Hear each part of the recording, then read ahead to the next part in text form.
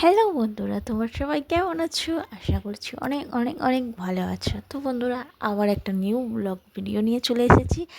জানি আমার ভিডিও তোমাদের অতটা ভালো লাগে না। যদি ভালো লাগতো কিন্তু তোমরা কমেন্ট করে অবশ্যই জানাতে, আমি এতবার করে বলার পর। যাই হোক, তোমাদের জন্য একটা মন ভালো করার জিনিস। দেখো, পুরো আকাশের ওয়েদারটা দেখো, ওয়াও ওয়াও। আমার তো দেখে আমি ঘরের জানলাতে দেখেই আমি আর থাকতে পারিনি, ক্যামেরাটা নিয়ে দৌড়ে গেছি। আমি একা দেখলে হবে না, কারণ আমার তো তোমরাও সবাই ফ্রেন্ড বন্ধু, আমি তোমাদেরকেও আমার ফ্যামিলি বলে মনে করি, তাই তোমাদেরকে না দেখালে হয় নাকি। যাই দেখো, সামনে এগিয়ে যাচ্ছি যত, মনে হয় যেন মানে এত সুন্দর ফিলিংস হচ্ছে না, কি বলবো। আকাশটা দেখে মনে হয় যেন তাকিয়েই থাকি শুধু। এইটা মানে কি বলবো, শুধু এটা মানে আমি কেন, সবাইয়ের আকাশ খুব পছন্দ। আকাশে রঙিন রঙিন যখন মেঘ আসে দেখতে পছন্দ হয়, দেখতে ভালো লাগে, দেখলে মন ভালো হয়ে যায়। কিন্তু এই যে ঠান্ডা ঠান্ডা হাওয়া দিচ্ছে আর আকাশটাও এত সুন্দর ছিল না, তোমাকে কী বল মানে। আমি তো আকাশ ওখানে তাকিয়েই ছিলাম, শুধু ক্যামেরাটা নামে ধরেছিলাম, জানি না ক্যামেরা ঠিকঠাক করতে পেরেছি কি না।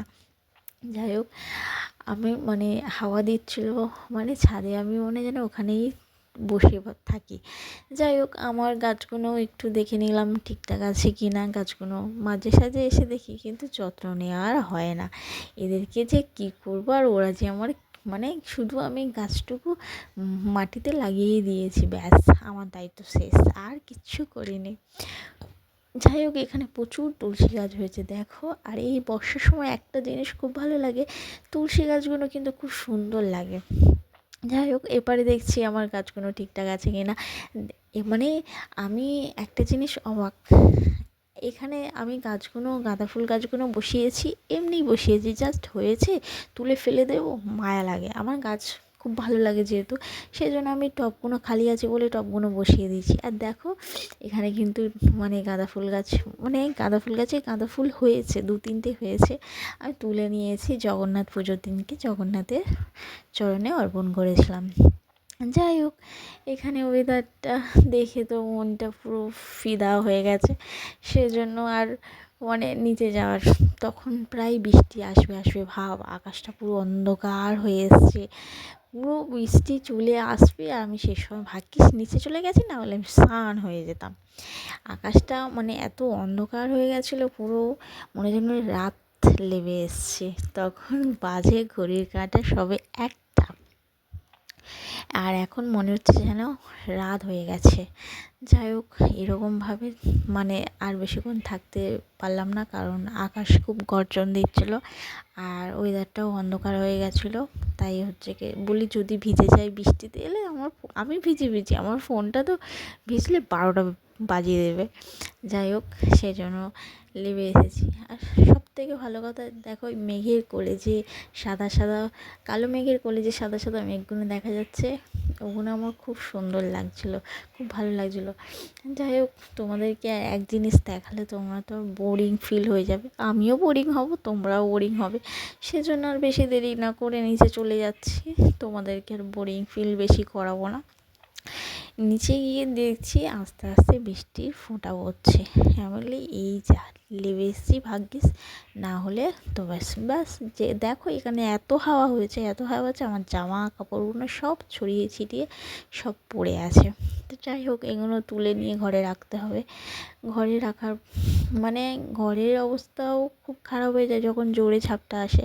সেই জন্য যে বাইরে গিয়ে একটু প্রকৃতির হাওয়া খাবো বা বৃষ্টিতে ভিজবো হয় না, দৌড়ে এসে আগে জানলাগুলো বন্ধ করতে হয়, এইরকম ব্যাপার। মানে সব দিকে মাথায় টেনশন রাখতে হবে, কোথায় কী খোলা আছে, কোথায় কী বন্ধ করতে হবে, এরকম একটা ব্যাপার। তো যাই হোক, আমি জামা কাপড়গুলো এখানে রেখে দিলাম চেয়ারে। এবার রেখে দেওয়ার পর আমি আবার বাইরে একবার ক্যামেরা করে তোমাদেরকে দেখালাম, দেখো বৃষ্টিটা কেমন এসেছে, এত জোর বৃষ্টি, মানে শুধু শাঁ করে আওয়াজ হচ্ছে। মানে ওই দিনকে শুধু মানে বৃষ্টিই হয়ে গেছে। সকাল থেকে একটুখানি জাস্ট ওই মেঘটা দেখা দিয়েছে, আমি স্নান করে উঠে জামা কাপড় মেলার সময়, তারপর থেকেই শুধু বৃষ্টি। দেখো এত বৃষ্টি এসছে, ঘরের ভেতরে বারান্দা জল ভর্তি হয়ে গেছে। শুধু এটুকুই নয়, পুরো বাইরে বৃষ্টিতে পুরো একদম দেখো বৃষ্টির ফোঁটা এত পড়ছে।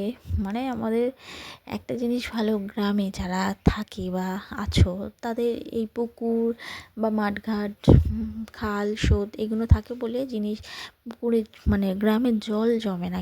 কিন্তু শহরের ব্যাপারটা অন্যরকম। যাই হোক, আমি আর বাড়িতে কি করব, বোরিং ফিল করার থেকে প্রজেক্ট করছিলাম। আবার তোমরা ভেবো না প্রজেক্টটা আমার প্রজেক্ট নয়, আমার ভাইশুটের মেয়ে, ও আমাকে দিয়ে গেছে প্রজেক্ট করে দেওয়ার জন্য, যে কাকিমা আমার হাতের লেখা খারাপ, তুমি একটু আমার প্রজেক্টটা করে দাও। তো ব্যাস এখানেই শেষ। তোমরা ভালো থেকো, সুস্থ থেকো, বাই।